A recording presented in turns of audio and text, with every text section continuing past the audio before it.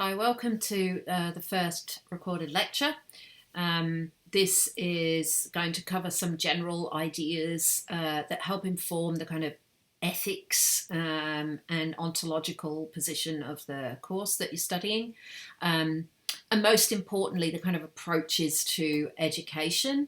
As you know, this course is about non-formal sites of education or non-institutional education that children experience in external sites external to the institutional space, such as the kindergarten or school.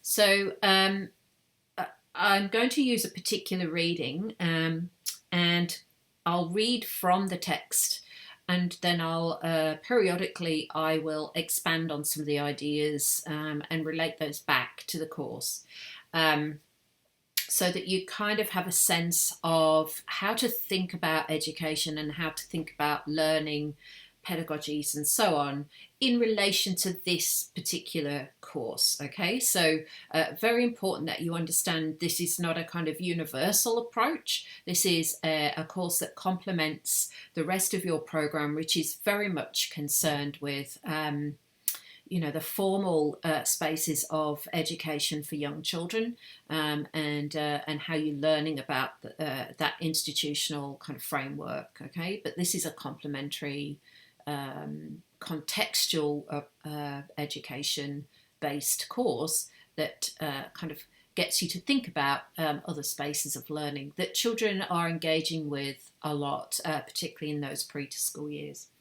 So you'll see the link to the publication that I'm using in the information below the screen that you'll be watching right now, and the chapter is called Back to the Sandbox, Art and Radical Pedagogy, and that's also the title of the book that I'm using today. And the author is Jaroslav Andel, but the book is a collection of works and ideas about creative radical pedagogies and how the arts is really crucial for young children's learning in the kind of outdoor spaces and also non-institutional spaces. So we'll talk about why it's called Back to the Sandbox and the relevance and importance of the sandbox, which you have probably been you know of, or you've seen, and perhaps you've seen if you're a parent, you might have seen your own children play with a sandbox, or at sand tray, it's often called in Australia.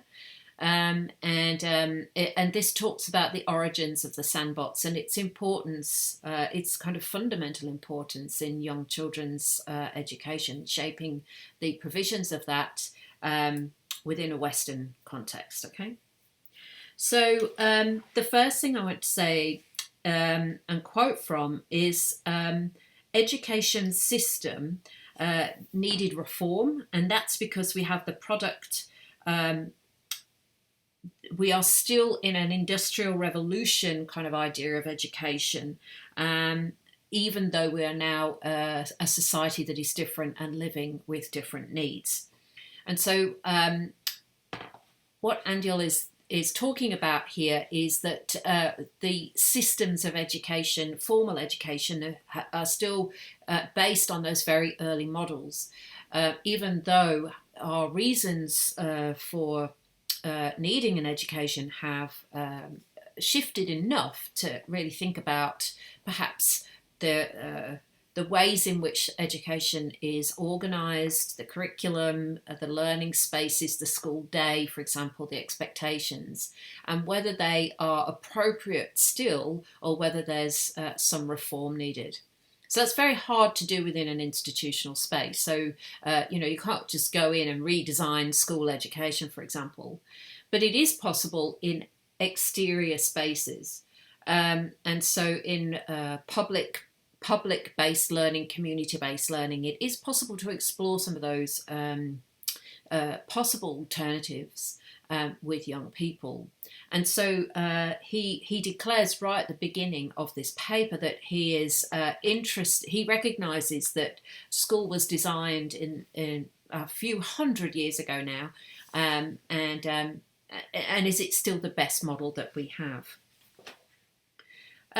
So he asks, what education do we need?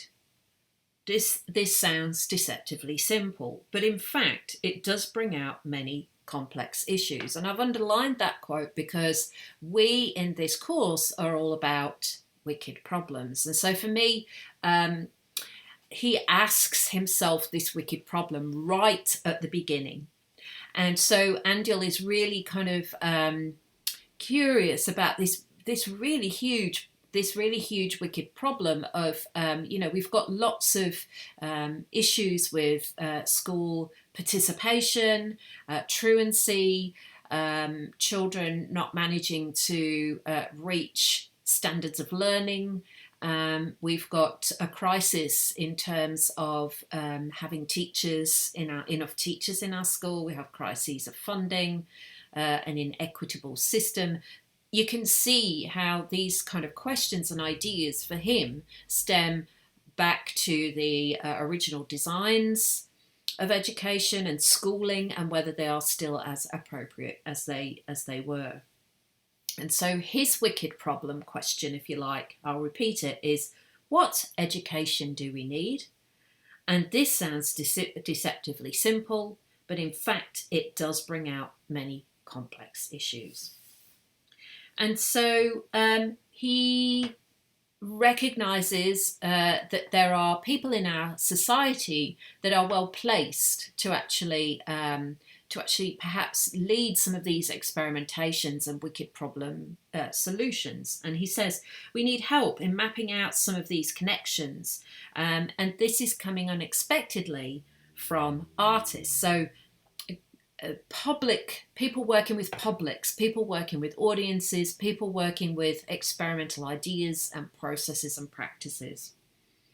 And he says more recently there's been a growing interest in education among contemporary artists that inspired some critics and curators to coin the term the educational turn, along with other similar concepts. And so we're very immersed in education, in the School of Education, in education research. But there's been an exterior turn towards looking at education by other people in other disciplines with more intensity over recent times. And that's a good thing, because sometimes when you come from outside, you can see glaringly obvious issues and challenges, which are harder to spot when you're within that, when that's in your discipline and you're familiar with it. And so people like artists have been exploring what schooling is, what learning is, and the spaces of schooling and the kind of conventions of schooling and learning, and how do we kind of play with some of those ideas. And for artists, art becomes a kind of radical pedagogy that transcends institutional boundaries and inspires mind-changing narratives. So really experimental stuff. Now, to move on to the Sandbox. The Sandbox is to recover traditions of progressive education and its vital cultural contribution. So this is he's referring here to the book, The Sandbox. And what kind of ways have artists been exploring possible new ways to think about education, and possible updates and alternatives to the current model that we have and approach that we have. So let's move on to this discussion of the Sandbox as an object. So I'm just going to read through some of the work that he's done, and how he refers to Froebel's work, and Froebel was the first kind of initiator of the Sandbox in his kindergarten movement. So Friedrich Froebel introduced kindergarten, or the children's garden, in the late 1830s and early 1840s. And he was, it's very familiar that it's transcended time. It's still very familiar. Froebel's approaches to the kindergarten, the children's immersion in nature, and also having kind of lots of outdoor play are still very familiar and very supported in early childhood approaches. And most kindergartens attempt, in whatever capacity they can, to have a children's garden in their space, and some are lucky enough to have a natural space, and some make do with an outdoor space and naturalize it as much as they can. And Froebel's kindergarten is where the sandbox was first introduced. And also, if you're interested, building blocks and other educational toys. So those plain wooden building blocks are a Froebelian kind of invention. But let's talk about the sandbox. So the sandbox actually wasn't invented by Froebel.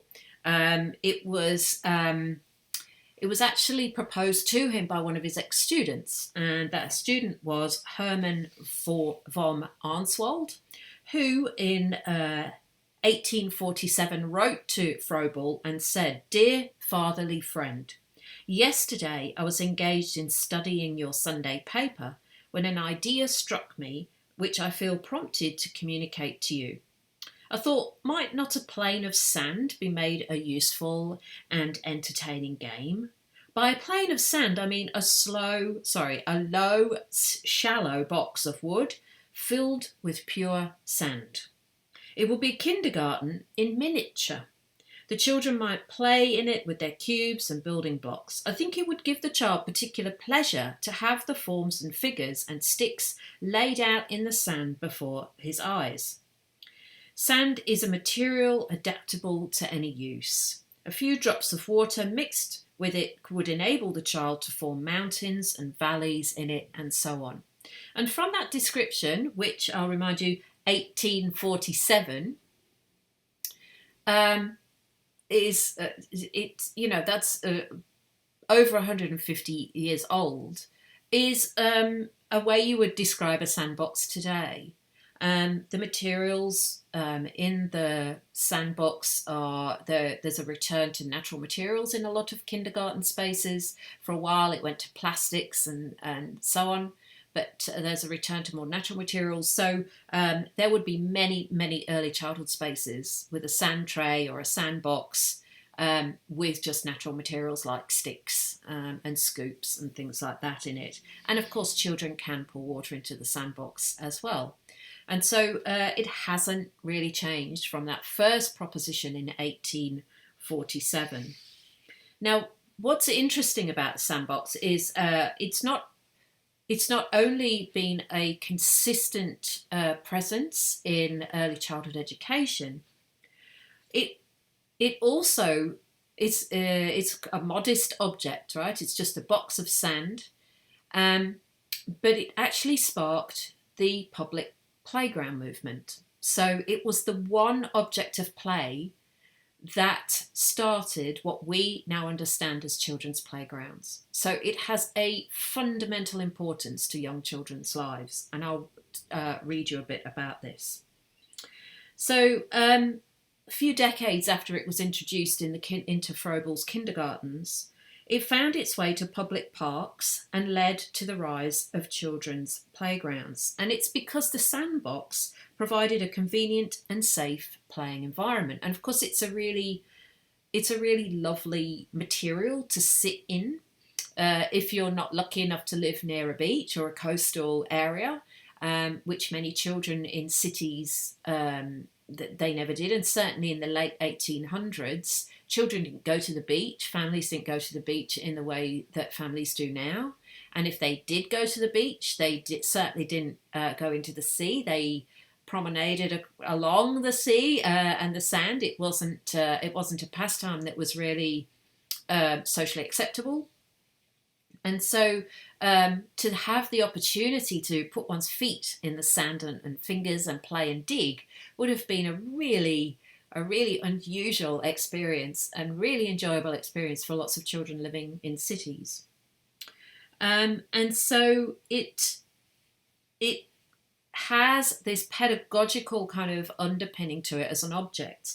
But the sandbox has become a metaphor of the learning environment and carries what Andel talks about here is pedagogical connotations in many different contexts. It's an aesthetic object. It has psychological benefit. It is technological, economic, social, and political. And so it has all these kind of associations with it, even though it's an entirely modest kind of object of play.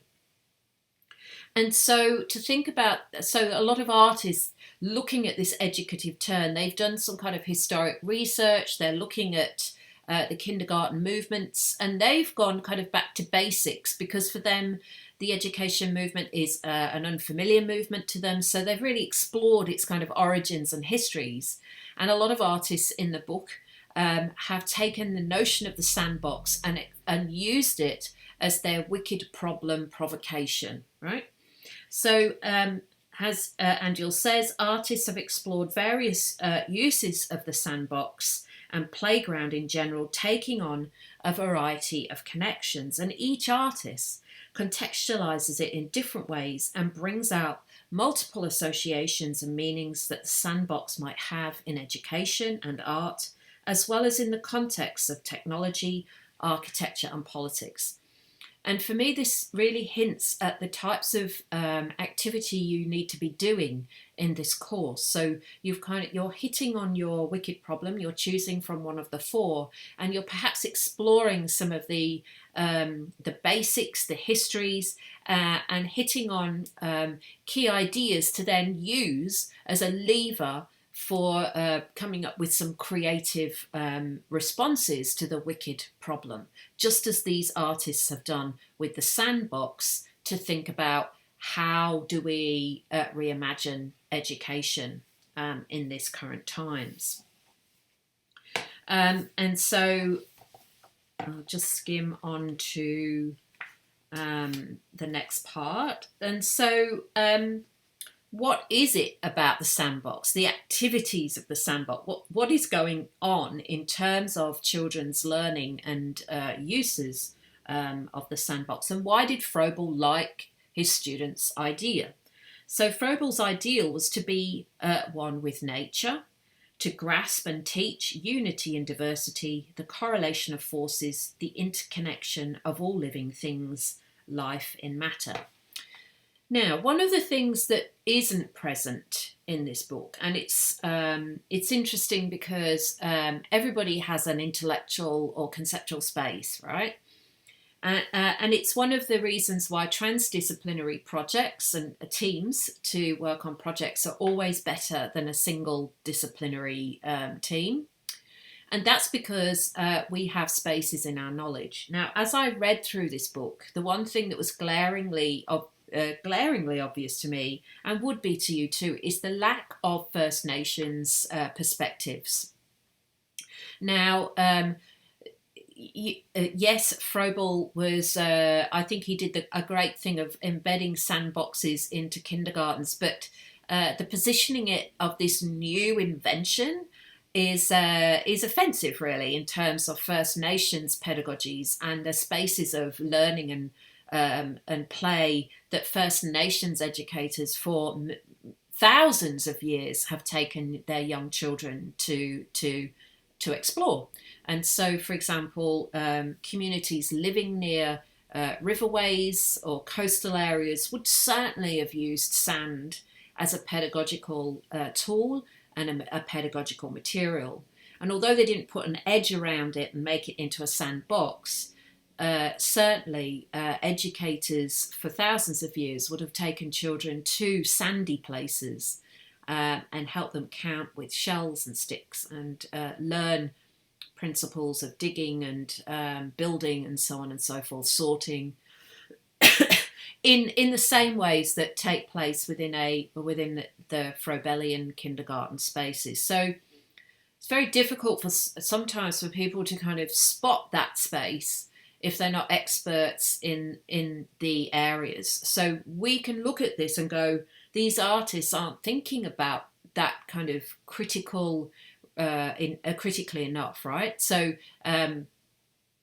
Andel too has not really critically examined or interrogated his own kind of borders of knowledge or his subjectivity as a white European man.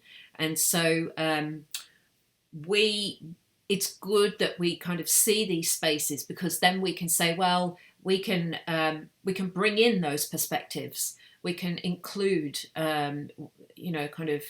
First Nations perspectives and knowledges in our thinking alongside these experimental approaches that the artists are making.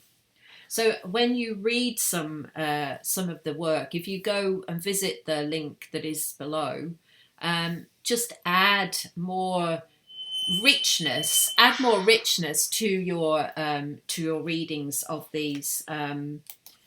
Add more richness to your readings of these works. Sorry, I will silence my phone. So, just on that, Andel says here that Froebel's philosophy of kindergarten reflects the influence of the natural philosophy in German Romanticism. So very European, very white, would have a certain kind of Enlightenment focus. And he talks a little bit about Froebel's background. But it's honourable intention, I think, it's important to think about with Froebel. And Froebel says, children are like tiny flowers. They are varied and need care, but each is beautiful alone and glorious when seen in the community of peers. And Andel says, Froebel translated this metaphor into the kindergarten curriculum, which included the stewardship of the school garden. So you can hear that he's in the right ballpark in terms of a lot of First Nations approaches, which are kind of ecological in nature, environmental in nature, and do not separate humans from nature in the ways that white Western philosophies do, right? So all the kindergarten components, the sandbox, the garden, and the gifts and occupations, this is Andel talking about Froebel, serve the same goal: to observe and learn about the universal principles that connect diverse phenomena in nature and society. So if we step to one side and think about what Andel is trying to establish here, is he's trying to investigate an approach and establish an approach through Froebel's work as his kind of entry point into thinking through this wicked problem. Okay, so he's understood that school systems are not really working in the ways that they should. He's seen that it is a big problem, it's a wicked problem, but how do we investigate it from within some of the kind of histories of education? And so you can see here that he's fixed on this notion of the sandbox. He's exploring Froebel's understandings of the sandbox and why Froebel liked the sandbox, because it connected with his philosophies. And he's taking these as kind of entry points into, this is Andel, he's taking these as entry points into his own experimentations. And so this is something that you can be informed by as you approach your wicked problem solutions. And so Andel goes on to talk about, he moves out from Froebel's kindergarten and is now moving into the exterior space, which is great for us in this course, because our course, being in early childhood, is about the non-institutional space. And so I really like this chapter because it talks about the possibilities of exterior spaces for rescuing the institutional spaces of education. And so he gives some examples, and he also summarises some of the other chapters in the book. So he talks here about Jim Dugan's project, A Plea for Playgrounds, as an example of a contemporary artist's effort to rediscover the contributions and lessons of progressive education. Dugan explored the playground movement, and particularly the history. Again, Dugan goes into the histories. So this is another artist who's looking at exterior spaces, but examines some of the histories and kind of backgrounds. So it's good researching practices to kind of do a bit of a chronological backstory to see if there's useful parts that you can reimagine and reinterpret, maybe is the right word, in your own contemporary project. So, and he talks here about what playgrounds are. And this is where I think it's useful for us in terms of how we're going to explore external spaces through the course. We're going to go to external spaces of learning. We're not going to stay in the institution ourselves. We're going to actually go into public pedagogical spaces through our classes. And so this is useful for that, for you understanding why I'm making you do that. Okay, so what is it about playgrounds and external spaces? So a playground recaptures the optimism in and creative engagement with the democratic process modelled by activists. So these are people who historically really wanted children to have spaces to play. And when I say historically, I'm talking again back a few hundred years ago, when there were no exterior spaces for children to play. It was seen as kind of crude for children to run around and shout and, kind of climb and skip and do all those kinds of things in public. And so there was an advocacy to have these spaces of playgrounds installed. And the Sandbox was the first indication. And then, of course, what else grew around them was more equipment. So Dugan, this artist, was interested in, why the playgrounds were so important. And they provide memories of gathering, retreating, and realizing a fundamental education that uses the city as both a physical and social space. And so this is why being in early childhood is a really good course for you to understand, because children don't start learning when they walk through a kindergarten door. They are learning and exploring. They're using the city. They're using urban space. They're using playgrounds. Families are doing the same in really important ways. And teaching is going on and learning is going on. So, parents are working pedagogically in those times with their children. And so children are learning all kinds of things in all kinds of places. And this course is about us recognizing that really wholly and exploring those in order to enhance the ways in which we are pedagogic in all kinds of spaces. And that includes the institutional space.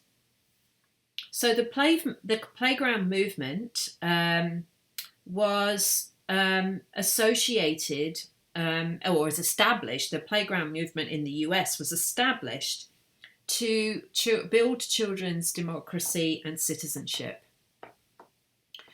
And again, it's very important to bring in a kind of decolonial reading of that at this point, because this was in the US context, playgrounds were being provided for white children, and the US, with its history of colonization and kind of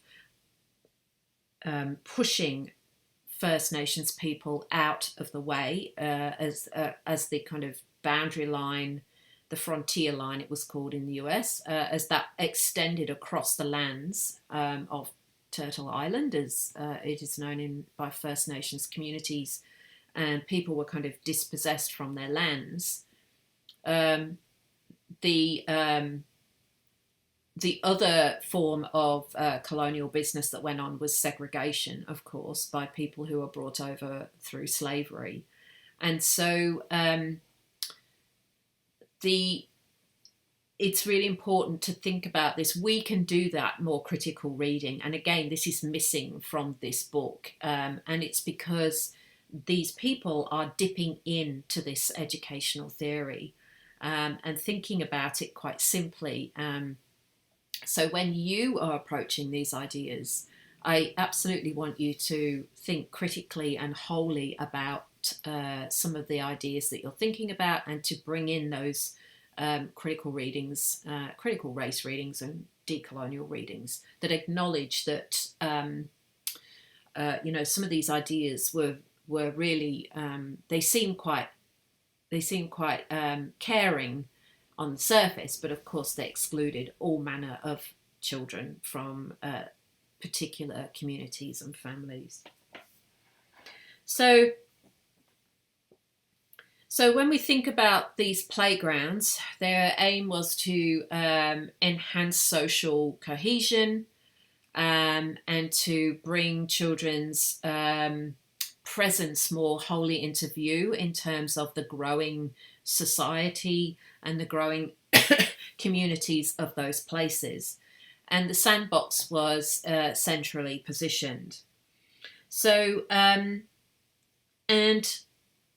it's interesting what I was just saying about it being being a very colonial kind of project. It's actually mentioned a bit later on when Andel says that educated middle and upper class women who believed in the necessity of social reform were the main driving force of the playground movement. And of course, what their points of reference were poor children. So it wasn't all children. It was to give social reform to children who had nothing, but these were white children who had nothing. So in this time. So again, it needs more complication and it needs more critical engagement. But we can bring that to these kind of texts, and we can think about what is we can think about playgrounds, we can think about exterior spaces of learning. And in this course, that's what we'll do, but we will enrich, we'll have a richer thought process around some of these ideals. And we will think about the effects of colonization and how it's very important to have broad referencing of all kinds of cultures and societies' approaches to pedagogy and education in public spaces as we go through. So let me just skim through some of this stuff. So So he says here, although the kindergarten movement provided valuable lessons to primary education, its original cultural background was overshadowed or refuted by the political and economic needs of the nation state. So, and that's a really interesting, what we're talking about here is the giving of space for children. And that's always been, it's always been a fight to actually have space available for children, and particularly in inner city areas where real estate is extremely expensive. So parks and walks and children's playgrounds are on very expensive space. And so the fight has always been how much do we provide, and how much can we get away with not providing. So in this course, we're going to think a bit more broadly about what spaces can we access. Does it need to be a playground? And in fact, we're going to think beyond just the playground, because our understandings, these were historic ideas about children's spaces and needs for spaces of play and education beyond schooling. We're also concerned with that, but we understand a bit more now about where those spaces can be, and we have more spaces available. So our society has provided more spaces of learning available and builds those into our city infrastructures. And we're going to look at some of those in the course of the classes that we hold. So I think what I'm going to move to now and just finish with is to come back to this notion of the wicked problem and how to think about Andel's working through of these ideas, and how he approached his brainstorming, his possible solutions, experimentations, and so on. And he said, today's growing discontent with education aims at its means and ends, both its instruments and values. So this is him setting up the wicked problem again. However, instruments and values imply different temporalities. While the evolution of instruments is constantly accelerating, values are changing very slowly. This clash of temporalities creates tensions and conflicts and produces a fragmented discourse. And what he means here is what I said right at the beginning, which is our society is changing, and the everyday things that we do in society, the technologies that we use, are the capacities that we have to live and see our families, travel, all of those different things are very different to when education first, public education, institutional education was first put together. But the values for education have moved very slowly. So he's talking about those things. And so in this book, his solution has been to invite artists to deal with this wicked problem and what kind of things have they experimented with. So he's given them free range. And he says, Back to the Sandbox seeks to respond to this situation by inviting artists, scientists, educators, activists, and local citizens to reach out across multiple fields. It employs various formats for this purpose, including exhibitions, publications, and public events such as performances, workshops, discussions, and conferences. One of them is a survey that has solicited answers to the question, what education do we need? And these answers are from artists, educators, scholars, and activists all over the world. So one of the teams, one of their solutions was to go out and survey people about what do we need. And so he picks up on this notion of the survey, and he offers a preliminary summary of the concerns from the survey answers about the present state of education and some directions for ideas and issues and ideas for action that have resulted from the project. And so I'm just going to read through these as a list because these were some of the solutions that people came up with and are explained in more detail in the book. So the first one is democracy and education. And what that means is democracy is on the retreat. Is democracy sustainable where discipline and control in education and parenting takes over caring and compassion? And then the action is that we need to promote the values of caring and respect and democratize the authoritarian nature of the education system on all levels. So that's one possible solution, right? The next one is equal access to education. And the present status, education is increasingly commodified, and the disparity in access between the rich and poor and neighbourhoods is growing.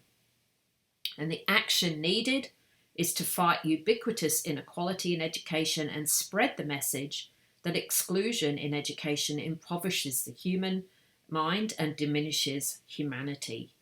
And that's another response. And I'm just reading the overviews, and there are projects that actually say, and here's what we did for the action.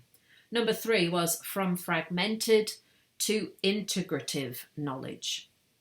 Learning and education are segmented into separate silos of many specialised fields, starting with the divide between the two cultures, natural sciences and the humanities. And the action we need is to support transdisciplinarity as well as multi and cross-disciplinarity to recover traditions of holistic and integrative education. And so, and that's that one. Number 4 is collaboration and sharing over competition. The world is interconnected more than ever while we let competition rule over collaboration or rule it out. And the action we need is to be able to address today's major challenges, to collaborate much more than we are used to. Collaborative models and practices cultivate social intelligence. Number 5, the need for a problem-solving and experience-based education. Most knowledge acquisition takes place outside of school in non-formal education. And the action we need is to relate education on all levels to today's critical challenges, including climate change, sustainability, globalisation. And it goes on. Scholar Ludus, number 6, play, imagine and create. A large percentage of children don't enjoy going to school, and the majority of people don't like what they do for a living.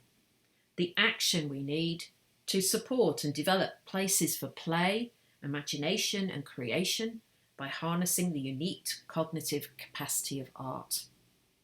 Number 7, learning to learn. Though children are born with a great capacity and desire to learn, most schools are using rewards and punishments for academic achievements. The action we need? Effective educators guide intrinsic motivation and thus help students to gain the power of competence, choice, connection and joy. 8, empathy, compassion and emotional intelligence. Schools and stern parents don't teach compassion. The lack of empathy and compassion may contribute to creating environments in which discrimination thrives. The action we need: caring parents and educators teach compassion by example and thus provide an antidote to the spread of physical and mental abuse. Number 9, the need for transcultural competence in global society. The education system is still grounded in the monoculture of the past and ignores the transcultural dimension of today's reality. The action we need: transcultural exchanges and collaborations, or other ways to foster diversity in education and benefit cognitive development. Number 10, beyond the culture-nature divide. Our worldview, exemplified by the division of nature and culture, is enabling the human destruction of the biosphere.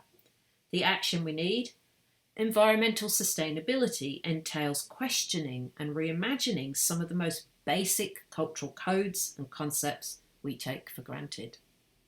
And 11, the digital humanities and multiple intelligence against singularity. Digitisation has amplified the gap between natural sciences and the humanities, resulting in the diminished status of and the lack of funding for the humanities. The action we need: algorithms are powerful tools that can be both beneficial and harmful. As fire or science, they are a good servant but a bad master. And the final one is: the instrumentalisation of education is counterproductive.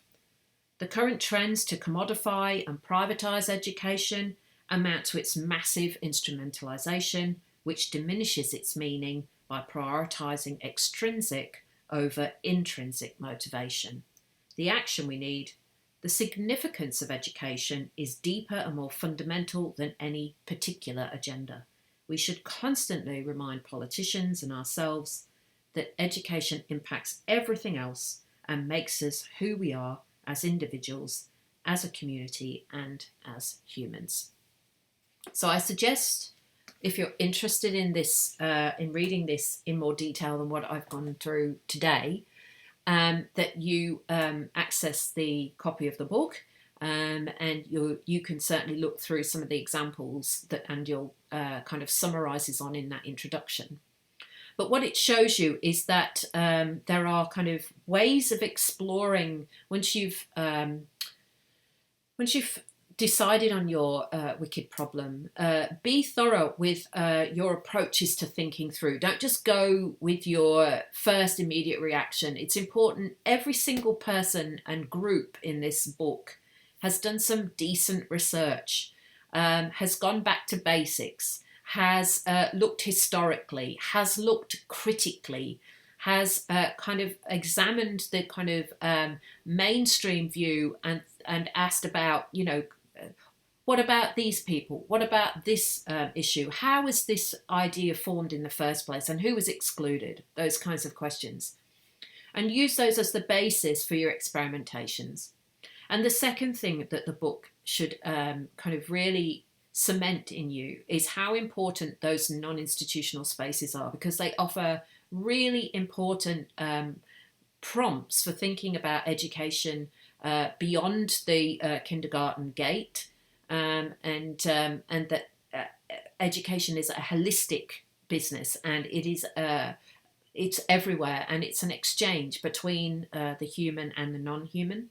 And it's a collaboration between those two forms of energy, the human energy and the non-human energy. So I hope these have been some interesting ideas. And as you go through this course with me, you will hopefully get to experiment with some of these ideas in different ways. And thanks for sticking with the lecture.